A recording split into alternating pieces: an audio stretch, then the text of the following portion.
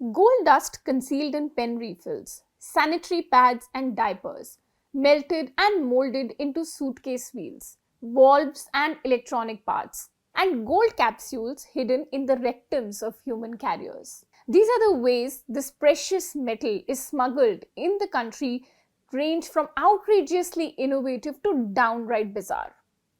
Directorate of Revenue Intelligence data shows that gold smuggling is on the rise in India. Sources in customs and DRI say that while agencies manage to intercept some of the smuggled gold, several cases go unnoticed. An intricate network of carriers and receivers and well-oiled machinery involving airline and airport authority personnel keep the racket running. In eastern Ladakh, along the China border, 108 kilograms of gold worth rupees 82 crore were smuggled into India this month via a land route authorities are yet to pinpoint. This route has possibly been used at least twice before, without detection, it is learned.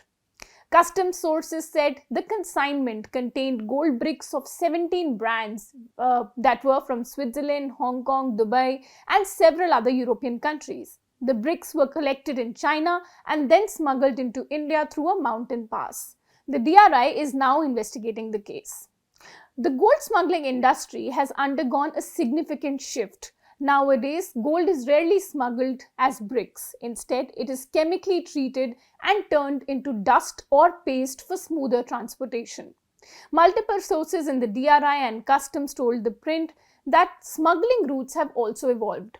While sea routes were previously preferred, air and now land routes are more commonly used.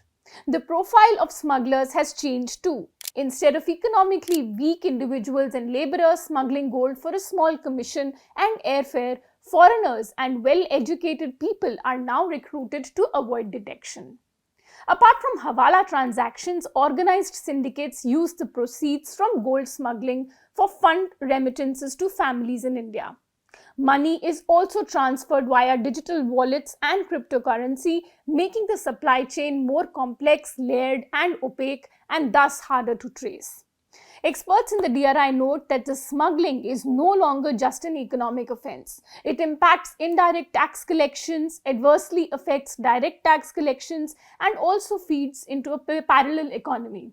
It fuels the Hawala network and is also used as a currency for money laundering. Before 1991, the Gold Control Act prohibited owning gold in the form of bars and coins, inadvertently fueling the rise of smuggling operations by organized gangs.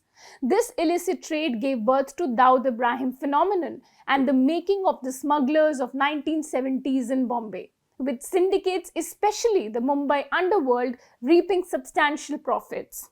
Smuggling became a highly lucrative business which financed crime syndicates and their various activities. Then, when gold import was legalized in 1992, smuggling of the precious metal dropped. Over the years, it has picked up again. Experts say that the prevalence of gold smuggling is linked to import duties, government policies, and regulations. As import duties rise and gold prices increase, the smuggling market becomes more lucrative.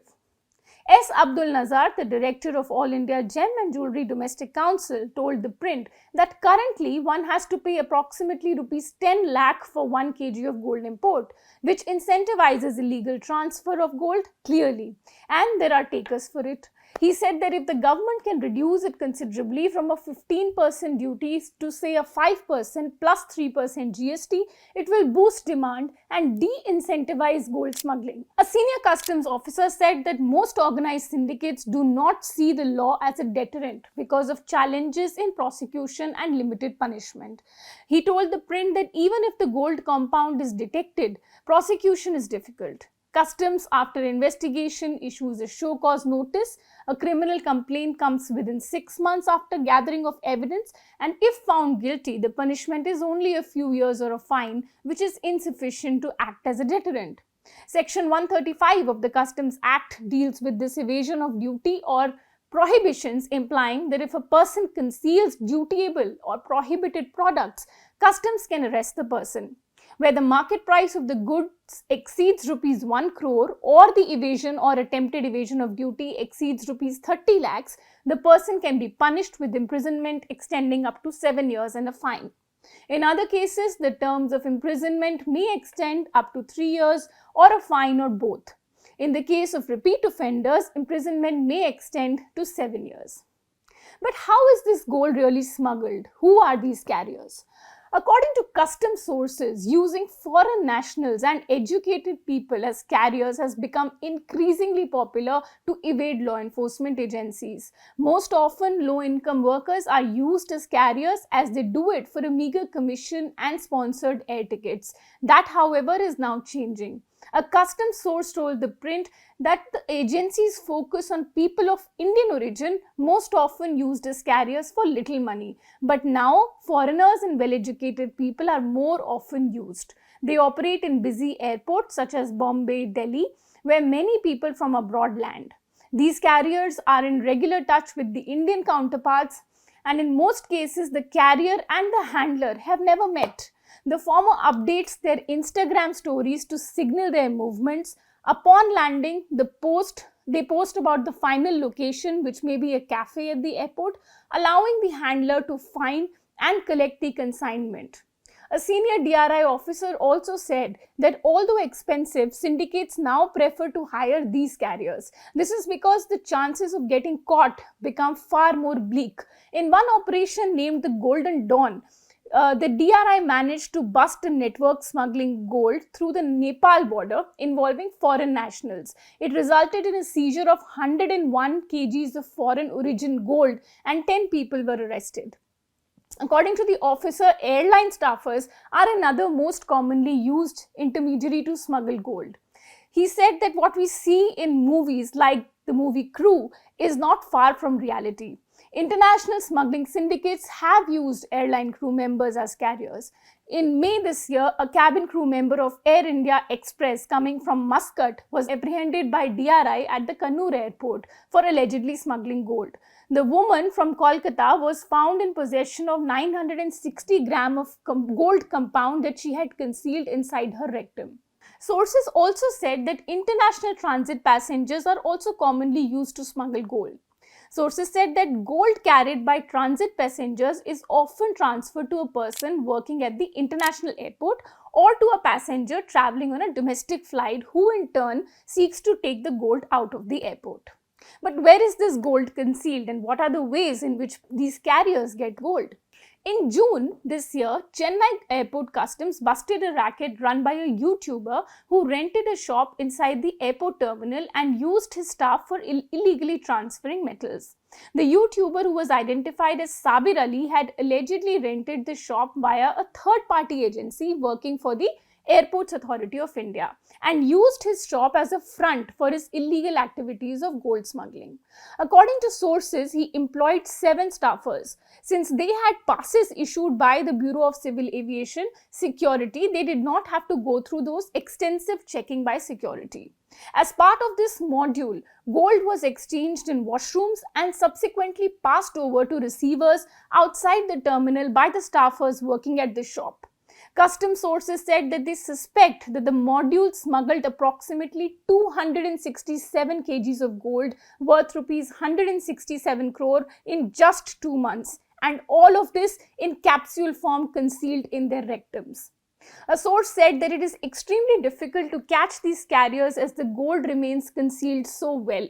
The carriers are very well trained. They carry capsules with gold in their rectums. Some even ingest capsules with gold compounds. They use metal detectors and X-rays to even check the efficacy of the concealment before carrying out the operation. The sources said that most smugglers are caught just by chance when the department has a prior tip-off or during random checks. Gold is also processed and converted into items such as rims of bags, triangular valves of plumbing material, parts of machines and electric motors, which are very hard to identify. Passengers make cavities inside their vests, in undergarments and specially made kneecaps. And in one of this case earlier, gold was found concealed inside a triangle plumbing valve imported from China. Gold of 24 carat purity was found inside valves imported at the air cargo complex in Mumbai.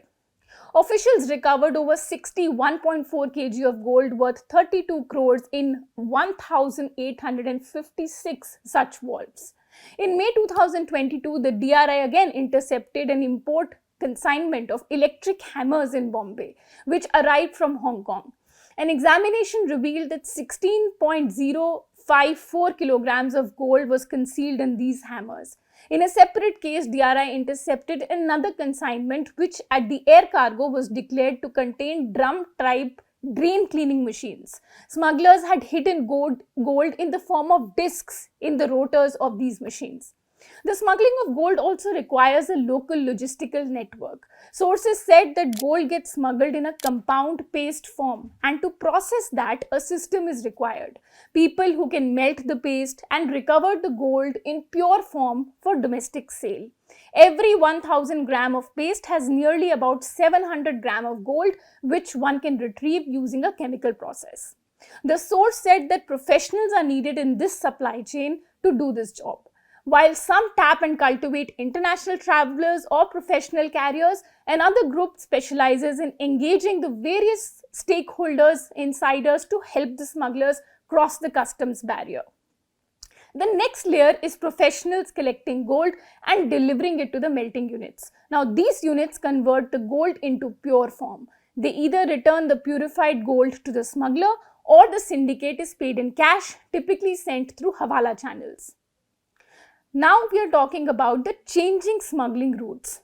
In 2020, air routes were affected due to COVID-19, and it forced the smugglers to explore new routes to get in gold.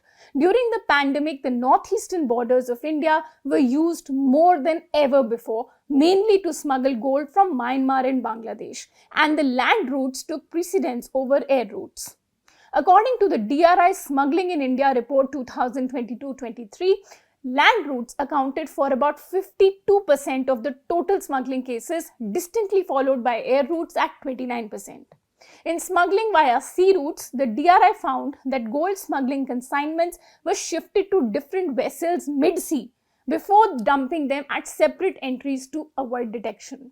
Smugglers drop gold consignments mid-sea and share the coordinates with other members of the syndicate, a DRI source said. The source said that while transporting gold via land routes, syndicates exploit the Indo-Myanmar corridor to cultivate gold carriers.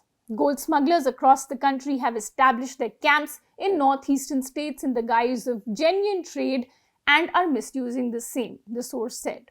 The smugglers also conduct operations at the India-Nepal border. According to a source, gangs fly the carrier from West Asia or Southeast Asia to Nepal and then smuggle the gold into India through the India-Nepal border.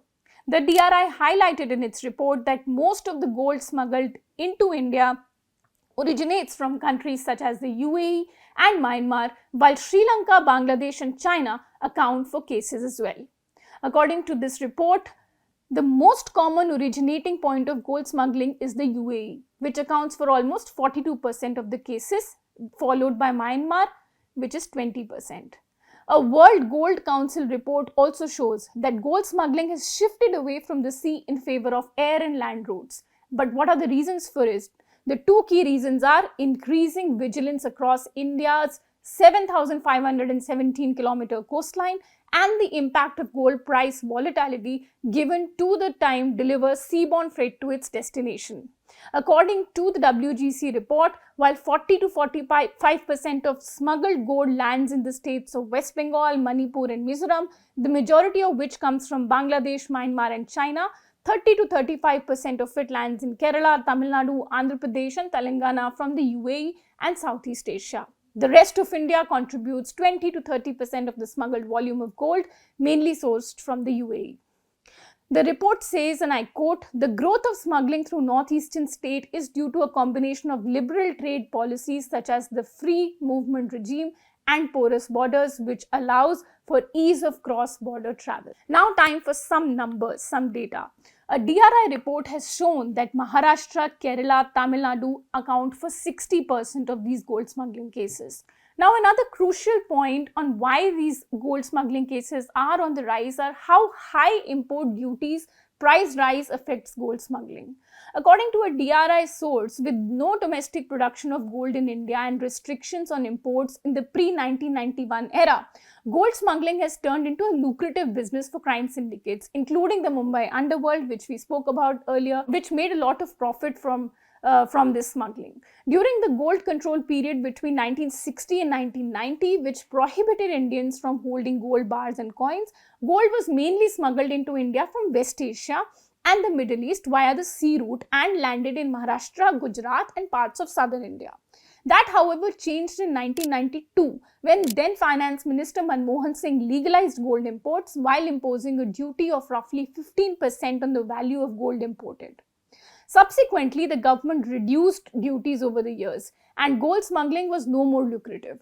Considering the risks involved, however, that was the case only till 2012 when duties were reimposed, leading to the revival of gold smuggling. Gold imports then rose sharply, reaching a high of rupees 2,922 billion by financial year 2012-2013, nearly 20% of total imports to India, according to the 2023 World Gold Council report. The report said that a combination of rising demand of gold, reduced demand for Indian exports, and soaring oil prices had negative implications for India's current account deficit. From less than rupees 116 billion in 2001, the deficit soared to rupees 4,796 billion in financial year 2012-13, which is equivalent to 4.8% of India's GDP. Due to this fiscal imbalance, the government imposed restrictions on imported goods, including gold, and duties on gold imports increased five-folds in less than 2 years, from 2% in January 2012 to 10% in August 2013, this report said. Then in July 2019, the import duties were raised further to 12.5% as part of a series of tax-raising initiatives designed to improve the government's fiscal position. According to the report, the dynamics of unofficial trade have changed in the past 5 years. It says that structural changes, including demonetization and the introduction of GST, led to a drop in unofficial flows, but the smuggling revived in 2019 as the duty hike provided a renewed incentive to buy gold unofficially. It then collapsed in 2020 after COVID hit. In January this year, the centre again increased duties on the import of gold and silver coins to 15% from the existing 10%. This includes basic customs duty of 10% and agricultural infrastructure and development cess of 5%.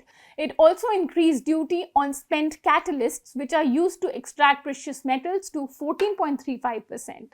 The WGC report says that the more pervasive India's unofficial gold market becomes, the more difficult it is for the mainstream market to advance and develop. The report says, and I quote, "A reduction in tax rates could therefore confer benefits on two fronts. Lower duties would almost certainly boost overall demand for gold, and lower tax rates could create more opportunities for the compliant and organized sections of the gold market by squeezing out unofficial or grey market." Thank you for watching.